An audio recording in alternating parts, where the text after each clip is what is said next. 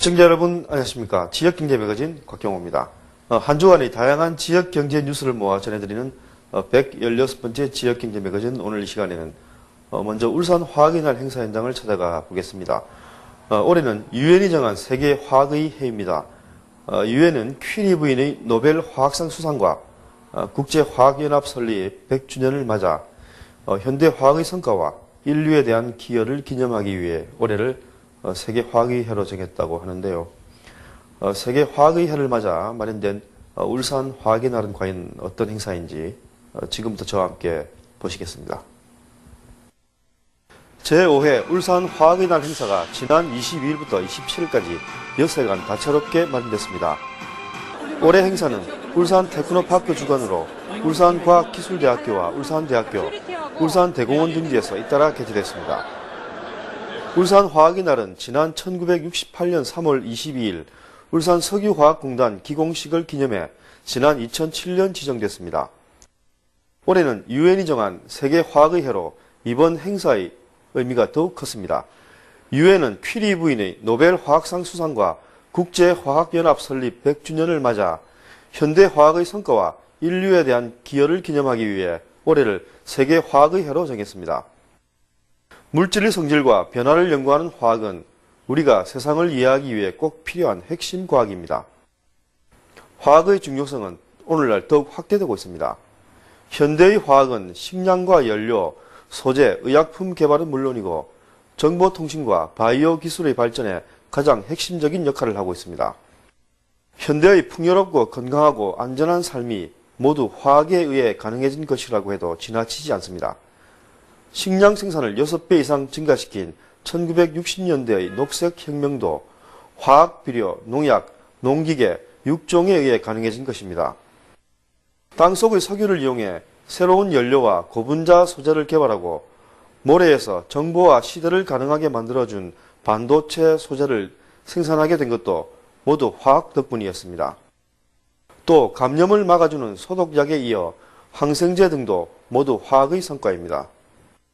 이로 인해 인간의 삶은 평균 수명도 2배로 늘어났고 인구도 산업혁명 이전에 비해 10배 가까이 증가했습니다. 올해 열린 화학의 날 행사에는 개막식을 겸한 기념식을 비롯해 글로벌 리더들을 초청한 특별 강연회, 또 화학 기업인들을 위한 초청 교류회, 또 시민들을 위한 정유회사 현장 견학 등 다양한 행사들이 이어졌습니다. 개막식부터 현장 견학까지 이번 행사들의 주요 현장을 직접 다녀왔습니다. 울산 화학의 날을 기념하는 개막식 겸 기념식이 지난 22일 울산과학기술대학교 자연과학관에서 열렸습니다. 이날 기념식에는 각 기관단체장, 기업인, 근로자 등 200여 명이 참석했고 지식경제부 장관 표창 7명, 시장 표창 10명 등 화학산업발전 유공장에 대한 표창식도 진행됐습니다. 울산 화학산업은 지난 반세기 동안 울산 번영뿐만 아니라 대한민국 근대화에 중추적 역할을 다해왔습니다. 울산 화학사업의 위상을 통계치로 볼 것 같으면 생산액 74조 원은 전국 비중의 30%에 이르고 울산에 소재한 세계 초인류 기업인 SK이노베이션, SO일 등 183개 업체의 수출액 300%는 울산 수출액 713억 불의 42%를 차지하고 있습니다. 실로 경이적인 성장과 발전입니다. 이는 그동안 대한민국 화학 산업 발전을 위해 무수한 역경을 이겨내고 불찰주의에 노력해오신 화학인 여러분들의 노고의 결과라 생각됩니다. 이날 기념식에 이어서는 글로벌 리더 특별 초청 강연회가 열렸습니다. 이 강연회에서는 싱가포르 국립대학 그리핀 연구소 센터장인 로 교수와 미국 플로리다 대학 고분자 연구소 센터장인 와그너 교수가 화학과 재료의 혁명이라는 주제로 강연을 실시했습니다. SK에너지의 김동섭 원장과 인천 녹색성장포럼의 박호근 대표도 열띤 강연을 펼쳤습니다. 또 이날 울산대학교 국제회의실에서는 지속성장을 위한 미래화학산업 심포지엄이 열려 신성장 동력인 2차 전지와 바이오 화학산업의 국내외 동향 등이 소개됐습니다. 울산은 자동차, 조선뿐만 아니라 우리나라 화학산업의 메카이기도 합니다. 화학 분야, 특히 석유화학 분야에 세계 초일류 기업이 집적화되어 있고 생산과 수출에서도 세계 최고를 자랑하고 있기도 합니다. 울산은 최근 전기자동차의 핵심 부품인 2차 전지, 세컨더리 배터리라고 그러죠. 2차 전지 산업이 울산에 들어옴으로써 새로운 성장 동력을 만들어가고 있습니다. 중소화학광역 클러스터 간 초청교류회도 울산과학기술대학교 자연과학관 로비에서 개최됐습니다. 반월시화, 대전, 부산, 울산, 양산 등 5개 지역 중소화학기업들과 기업 지원 유관기관, 대기업 연구소, 대학, 시험장비 기업 등 모두 250여 명의 관계자들이 모여 지역별 클러스터 소개 및 기업 간 홍보 교류회를 가졌습니다.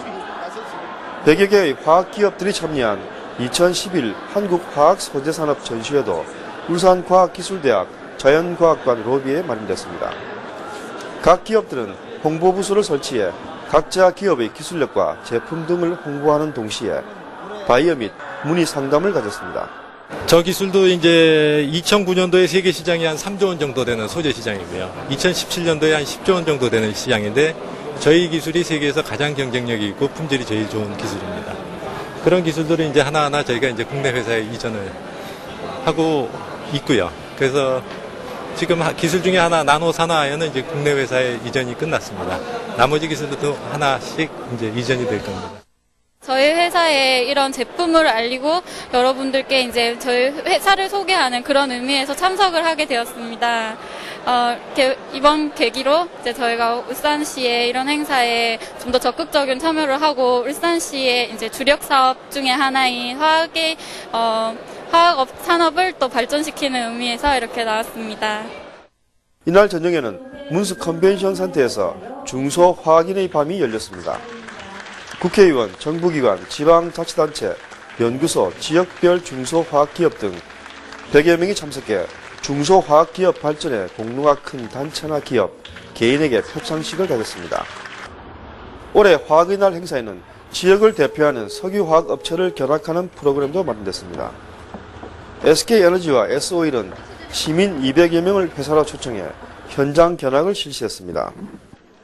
현장 견학 행사가 열린 지난 22일 울산 SK에너지 컴플렉스와 S-오일입니다. 시민들은 회사 측이 마련해준 대형 리무진을 타고 마치 소풍을 나온 듯 즐거워합니다. 중구와 남구, 울주군 시민들은 SK에너지 컴플렉스를 견학했고 동구와 북구 시민들은 S-오일 울산 공장에서 화학 제품의 제조 공정 등을 눈으로 직접 보는 시간을 가졌습니다.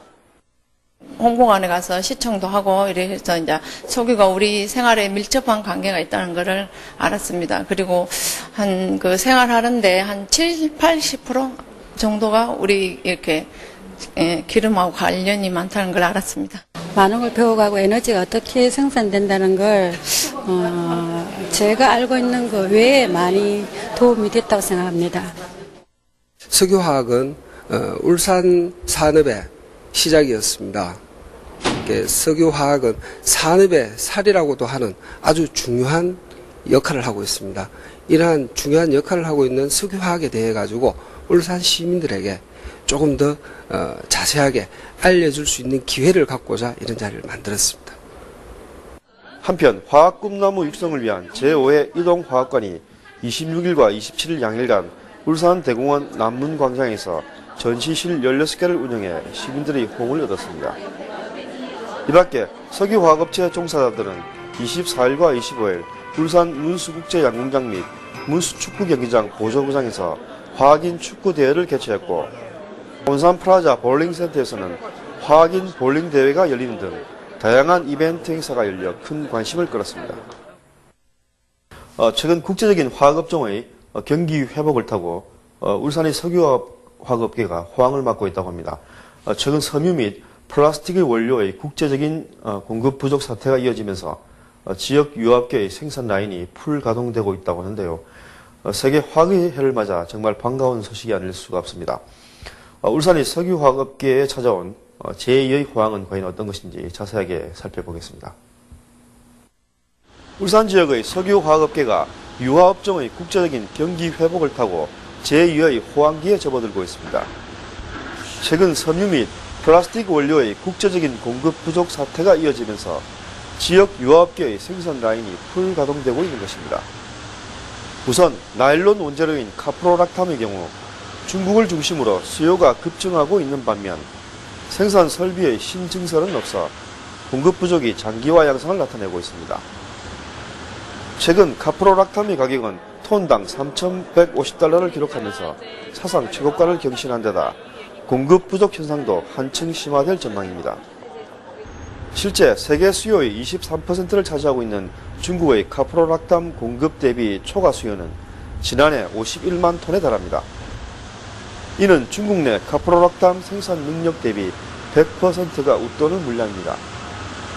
여기에 더해 올해 중국은 물론 아시아 지역의 카프로락탐 공급 부족도 덩달아 더욱 심화될 것으로 예상됩니다. 이에 따라 국내 유일의 카프로락탐 생산 기업인 주식회사 카프로의 경우 연초부터 실적 호조세를 보이고 있습니다.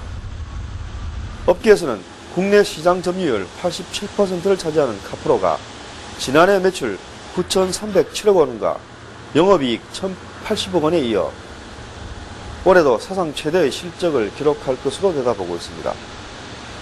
금호석유화학은 울산 합성 고무공장을 중심으로 연초부터 생산 설비 증설 등을 통해 세계 1위 기업으로 도약하고 있습니다. 울산 공장에서 생산하는 합성 고무를 중심으로 합성 수지, 정밀화학, 열병합발전소, 전자화학, 건자재 사업 등을 다각도로 전개해 세계 석유화학의 대표 기업으로 성장하고 있습니다. 이 회사는 지난해 기준 스타일엔 부타디엔 고무, 부타디엔 고무 등 범용 합성 고무 세계 시장에서 1위 생산 능력을 보유하고 있습니다. 특히 금호석유화학은 지난달 여수 제2고무공장 준공으로 시장 점유율이 9.8%에서 10.4%로 확대될 전망입니다. 한화케미칼은 이달부터 울산 2공장 부지에 세운 2차 전지 양극재 공장의 상업 생산을 시작합니다. 한화케미칼은 울산 2공장에서 태양전지의 겉표면을 습기와 부식으로부터 보호하는 EVA 시트형 고함량 EVA를 오는 2012년까지 총 14만 톤 규모까지 생산할 계획입니다. 앞서 한화케미칼은 지난 2007년 신성장 동력 사업 진출을 선언하고 울산 공장에 연간 30메가와트 규모의 태양전지 공장을 세웠습니다. 한화케미칼은 앞으로도 기존 생산 제품과의 시너지 효과를 더해 글로벌 태양광 전문 기업으로 도약한다는 비전을 갖고 있습니다. 지금까지 울산 화학의 날과 관련된 뉴스를 보셨는데요. 이번에는 조선산업으로 화제를 돌려보겠습니다. 세계 1위 조선기업인 현대중공업은 지난 24일 우리 해군의 세 번째 이지스 구축함인 서해 류성룡함의 진수식을 가졌습니다. 이 선박은 5인치 함포와 함대함 유도탄 등을 보유하고 있고 또 적 레이더에 감지되지 않는 첨단 스텔스 공법으로 건조가 됐다고 합니다. 이번 진수식 현장은 서울경제신문 사회부 김영동 기자가 다녀왔습니다. 우리 해군의 세 번째 이지스 구축함인 서해 류성룡함이 24일 울산 현대중공업에서 진수됐습니다. 이날 진수식에는 김관진 국방부 장관을 비롯해 김성찬 해군참모총장, 박맹우 울산시장, 이재성 현대중공업 사장과 임직원 등 300여 명이 참석했습니다. 오늘은 우리 해군의 역사적인 날입니다. 우리 해군의 세 번째 이지스 구축함인 서해 류성룡함이 처음으로 우리 바다를 만나는 날입니다. 이와 함께 우리 군이 1986년도에 착수한 한국형 구축함 도입 사업이 완성되었습니다. 이로써 해양 주권 수호를 향한 우리의 의지가 결실을 맺어 또 하나의 역사가 탄생한 것입니다. 또한 우리 후손들이 다시는 전라는 고통을 당하지 않도록 징비록이라는 역사적 저작을 남긴 조선의 명재상 서해 류성룡 선생이 그 위대한 이름과 함께 바다의 수호신으로 부활했습니다. 함정명은 서해 류성룡으로 정했습니다. 류성룡은 임진왜란 당시 영의정이자 군무를 총괄하는 도제찰사로서 이순신 장군과 권율 장군 등을 청거하고 군대를 육성하는 데 앞장섰던 인물입니다. 류성룡함은 세계 최고 수준의 대함, 대공, 대잠, 전투 능력을 갖췄습니다. 이 함은 길이 165.9m, 폭 21m, 높이 49.6m, 7,600톤급으로 최고속도 30노트에 항속거리가 1만 킬로미터에 달합니다. 고성능 레이더 등으로 구성된 이지스 전투체계를 탑재해 1,000여 개의 표적을 동시에 탐지하거나 추적합니다. 그중 20여 개의 표적을 동시에 공격할 수 있는 최신의 전투함입니다. 우리 해군은 지난 1986년 한국형 구축함 사업을 시작한 이래 20여 년 만인 2008년 7,600톤급 이지스함인 세종대왕함을 처음으로 실전 배치했습니다. 우리 서해 유성룡함은 세계에서 100여 척 이상 되는 함정 중에서 가장 최신의 전투 체계를 탑재하고 있어서 현재 가장 강력한 이지스 전투함이라고 할 수 있습니다. 대공전 및 해상작전, 육군 및 공중작전을 지원할 수 있으며 특히 북한의 전면전 억제 능력을 가지고 있다고 볼 수가 있겠습니다. 현대중공업이 최초로 건조한 이지스함인 세종대왕함은 2009년 북한이 발사한 미사일을 15초 만에 탐지했습니다. 또 지난해 7월 하와이 인근 해상에서 실시된 훈련에서 7개국 해군 함정 19척 가운데 유일하게 오차 합계가 100m 이내인 75m를 기록하는 등 뛰어난 성능을 입증하기도 했습니다. 서해 유성룡함은 강한 해군, 인류 해군을 지향하는 우리 해군의 핵심 전력으로 당사의 모든 기술 역량을 결집, 독자 개발하여 저희 회사에서 두 번째로 건조하는 한국형 이지스 구축함으로써 약 500km까지 실시간 전방위 탐지가 가능하며 무엇보다 적의 항공기와 유도탄을 원거리에서 요격함으로써 자체 방어는 물론이고 주변의 타 함정들도 동시에 방어할 수 있는 그야말로 바다의 요새이며 수상함의 총알이라고 할 수 있겠습니다. 류성룡함은 해상작전 운용시험 등 1년간의 시험평가를 거치고 2012년 8월 실전 배치될 예정입니다. 전투전대 지휘 및 대공방어작전, 해상통제와 화력지원, 해상교통로 보호 및 연합작전 등의 다양한 임무를 수행하게 됩니다. SEN 김영동입니다. 산업수도 울산의 주력 3대 산업을 꼽으라고 한다면 자동차와 조선, 석유화학을 들 수가 있습니다. 특히 이 가운데 석유화학은 자동차와 조선에 앞서 지난 1960년대 초부터 울산을 대표하는 성장 동력으로 그 역할을 이어오고 있습니다. 중국 등 제3세계 국가들의 거친 도전 속에서도 굳건하게 세계 톱 클래스의 위치를 지켜나가고 있는 우리 석유화학 기업인들의 노력에 다시 한번 찬사를 보내드리겠습니다. 116번째 지역경제 매거진, 오늘 저희가 준비한 순서는 여기까지입니다. 시청자 여러분, 다음 시간에 다시 찾아뵙겠습니다. 고맙습니다.